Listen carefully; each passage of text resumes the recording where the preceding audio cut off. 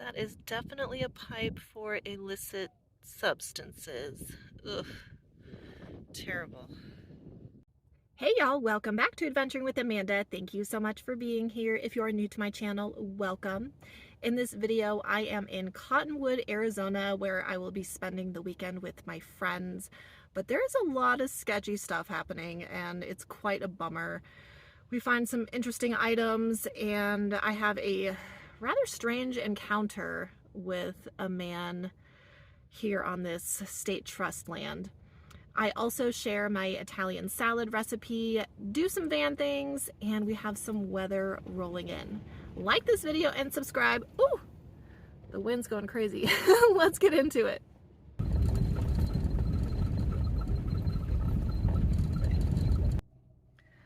Well, as I suspected, it's very busy around here, but I managed to find a campsite right off the road. It can fit all three of us, but it's not level at all, and it's just not super ideal. So I'm gonna go check out a different area and see what else I can find.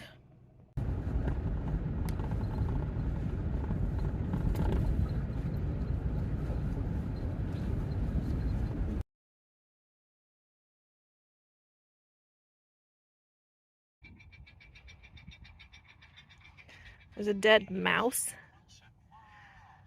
Oh, all I'm saying is I wouldn't stay here alone because there's some sketchy freaking vehicles and stuff, but my friend Jim's right there, and then of course everyone else will be here this weekend.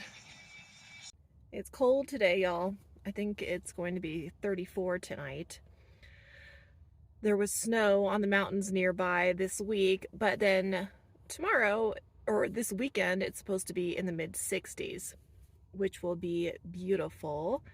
And we plan to visit Jerome this weekend, spend some time there. So Sarah and Aaron won't be here until tomorrow. Brock will meet me here later. And I'm just getting settled in. There is rain in the forecast. So I was kind of getting my things together since I didn't make my bed this morning or anything. I just hit the road immediately. I also need to make Italian salad. So I think that's what I'm going to do right now. I purchased this meal at Safeway the other day. $2 off, and it was $6, so $4. I'm going to split it. So put half of it in here and then heat it up in my Hot Logic. So $2 per meal. Sign me up. I am being challenged today, y'all.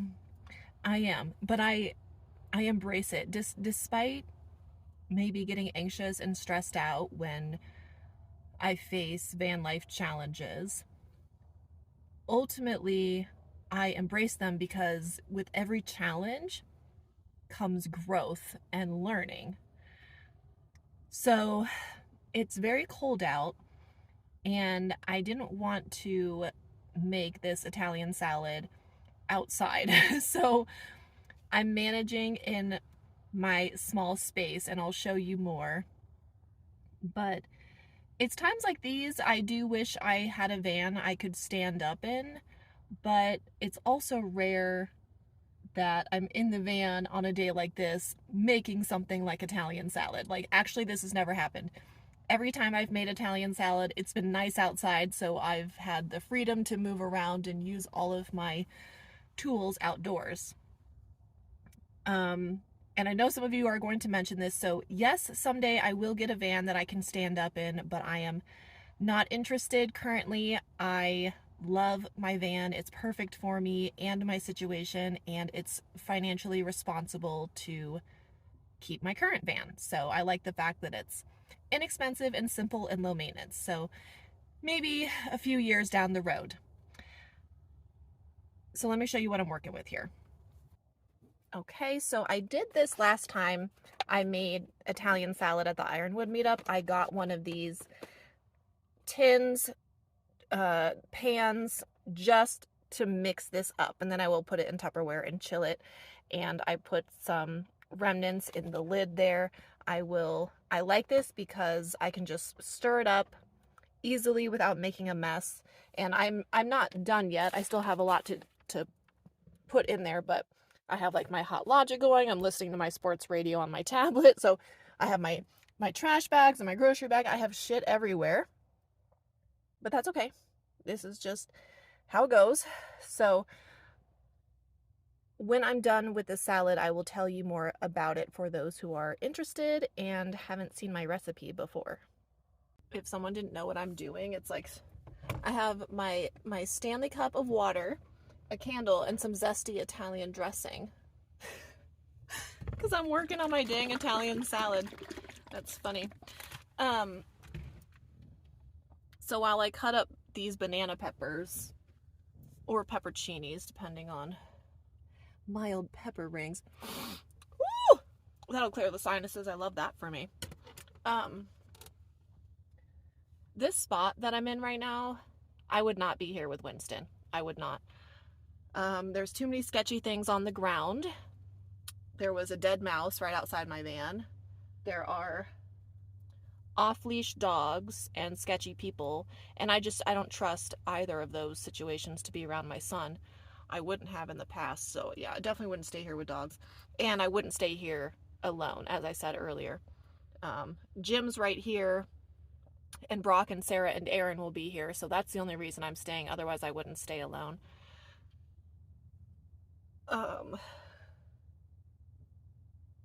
Yeah, I just wanted to mention that while I'm finishing this up. All right, my Italian salad is almost done. I will preface by saying this is technically a keto salad. I'm not on a keto diet, but I do live with a high protein diet. So that's what this salad is, high protein, no carbs. So don't tell me to add pasta to it, because absolutely not.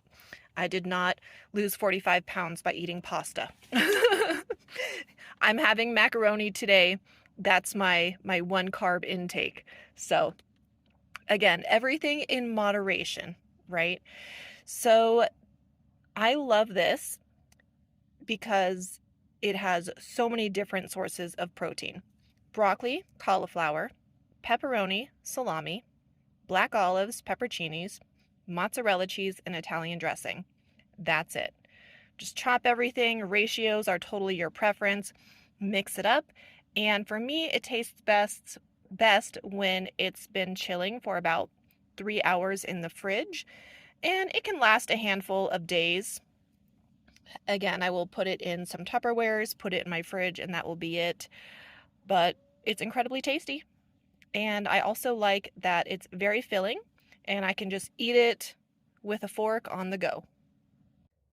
I just got done making the salad and putting it away. Now I will eat lunch. It's been about an hour. It was really smart to put half in my Tupperware container and heat it up. Hopefully these chicken tenders are good. So there's Jim. He's going into town. That's his trailer right over there. He's so sweet. He was like, call me if anyone gives you any trouble. Oh my gosh, I love the guys I meet on the road. They're all so protective of me. And he just gave me a gimbal. Oh my gosh, Jim, I love you. I don't even know. Someone will have to teach me how to use it, but gosh. We do have beautiful views here. Sedona is over that way, so we can see some of the red rocks. I put out my solar because the sun came out, and we still have another 2.5 hours of daylight. Hopefully the sun stays out. I mean, my big power station, it's at 70%, but I was like, screw it. It kind of got nice out. Bit breezy, as you can probably hear, but still lovely. So yeah, so I think this spot will be plenty fine for Brock and Sarah and Aaron. I have my solar lights out, my trail cam, so I don't forget to put that out. This is the thermometer for my weather station. And as a reminder for things like my trail cam, even this table, my weather station, you can find Amazon links in the description of every single one of my videos. If I purchased something in my van on Amazon or it's available on Amazon and I'm using it currently, It will be in the description list.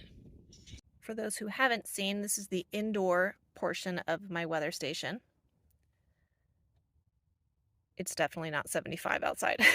I need to move that thermometer and not put it in the sun, but I typically put it back here so it's just out of the way when I'm traveling. But I also realized the other day I need to change the time because it's 4:09, not 7:10. Y'all, I wish I could help more people. Some of the stuff I see out on the road as a nomad really, really breaks my heart. It breaks my heart. And I try and help people out the best I can. I have very limited means. I mean, I I live in a minivan for a reason, right? It's like I'm not like in some super expensive rig or something. I have a very tight budget. I have very limited means. So this man just came up to me and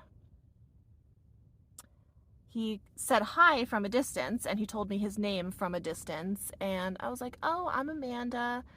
I could tell he was coming up to me to ask me something or whatever. So, but I felt fine. So I went and I shook his hand. There's a lot of other people around, right? So I shook his hand and he asked me if I could give him a ride to town.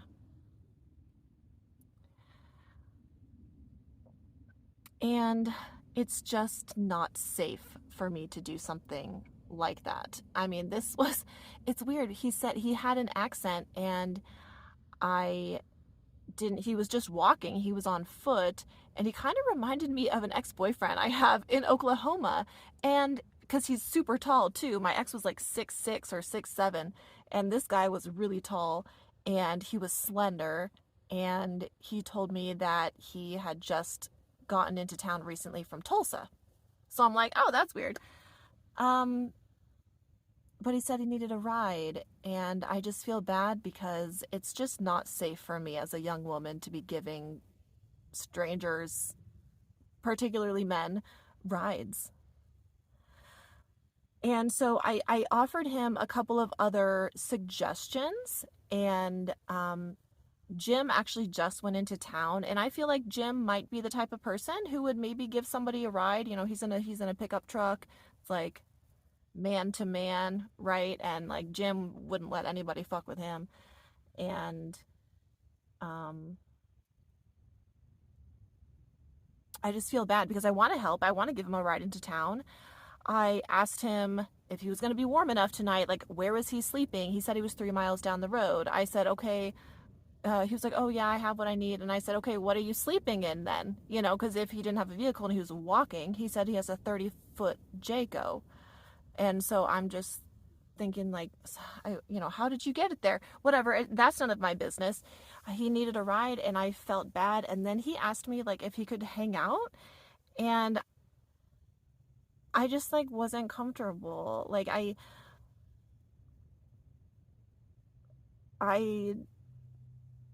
don't know. You just have to be careful. Not everybody's a bad person, and he's honestly he's probably not dangerous, but I just can't risk it. I just can't risk it, being like a solo woman. And I hope somebody helps him. I said that he could kind of hang around, and maybe we can find somebody else to give him a ride.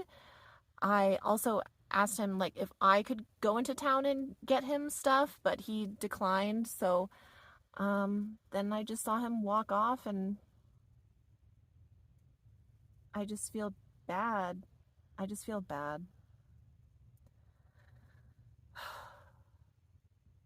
Like, I want to give him a ride and I want to help, but it's just not the safest decision for me, you know? I hope somebody else can help him. He said he's 3 miles down the road. I drove about 3 miles down the road. I didn't see any like campers without vehicles, but I'm just praying for him and hoping that the universe has something in store for him because I felt really bad, and I told him and I apologized. I said, I'm sorry, you know, I can't help you right now. And he's like, oh, that's okay. Like, wouldn't be the first time. And I'm like, well, shit, I'm trying, but it's like you're asking a young woman to bring you into town. Like, that's just not very safe. But I wish him the best, and I hate that I couldn't do more for him, but I hope that somebody else is able to maybe pick him up and give him a ride to town. It's looking very dark out there. Brock got to camp about 45 minutes ago, and Jim got back from town, so the three of us were outside chatting a little bit. And I wish we could chat more, especially with Jim. I want to hang out with Jim. Haven't really hung out with him since Ironwood, but it's just way too windy. In the meantime, I had told them that somebody asked me for a ride, and they were like, Amanda, no. They both got like super protective, and I'm like, no, I'm not gonna do that. But yeah, neither Brock or Jim were having it with this rando asking me for a ride. But I hope that man is safe. But in the meantime, I am watching my D-backs game. I think Brock is napping next door, but he's parked very close to me on the other side, which I am good with for safety purposes. And I really wonder if those storms are coming our way.